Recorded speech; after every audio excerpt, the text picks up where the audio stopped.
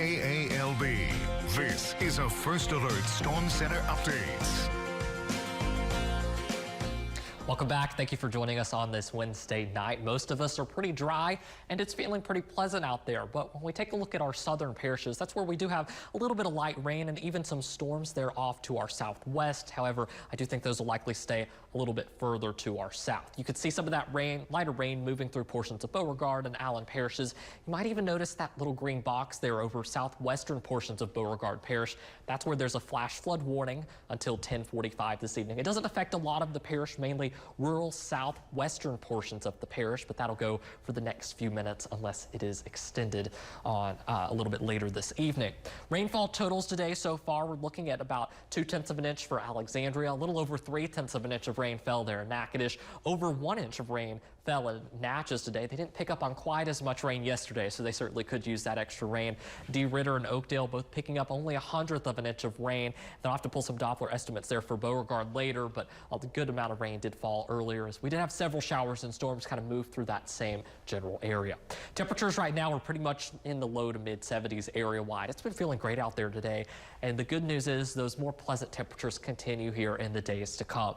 You'll wake up tomorrow morning to temperatures in the upper 60s, not too much cooler than it is now out there. We'll have intervals of clouds and sunshine going throughout the morning hours. We'll likely wake up to those partly cloudy skies, but then we have more showers and storms arriving going into tomorrow. So we do stay dry for the most part going overnight tonight. As we go a little closer to that morning commute tomorrow morning, I can't rule out maybe an isolated shower or two throughout the region. I'll walk you through that here in just a moment.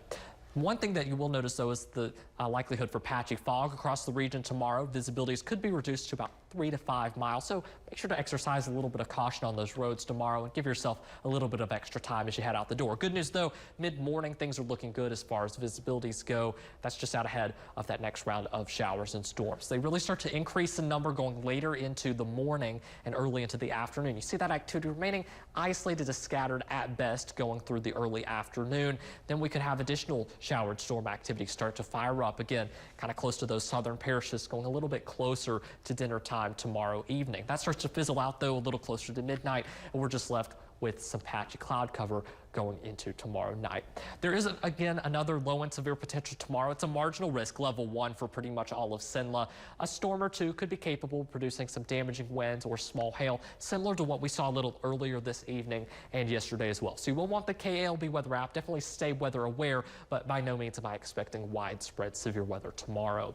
We could see between our chances for rain tomorrow and Friday, a good bit of widespread rain coverage going through Friday night. That could allow us to pick up an additional 1 to even upwards of 3 inches of rain across the region. So something we'll be watching here pretty closely.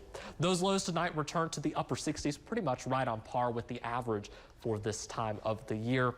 And as we go through the rest of your day on Thursday, you'll notice those mid-70s by mid-morning, mid-80s once again for those afternoon high temperatures. Going to be feeling a bit pleasant out there for the next few days. We keep those mid-80s in the forecast through the weekend before upper 80s and low 90s return by the beginning of next week. You'll also notice as those temperatures start to rise, those rain chances start to drop off. So if you're ready for some drier weather and that more summer-like weather, it is on the way. We'll just have to wait a few more days. Well, I guess that's good news. But for the rain that we're going to get this weekend, I'm going to be driving. Better to drive in the morning or the afternoons? I'd say it's probably better to drive in the morning, but we'll be able to fine-tune that timeline here within the next few days. Okay, look forward to that. Thank you for that.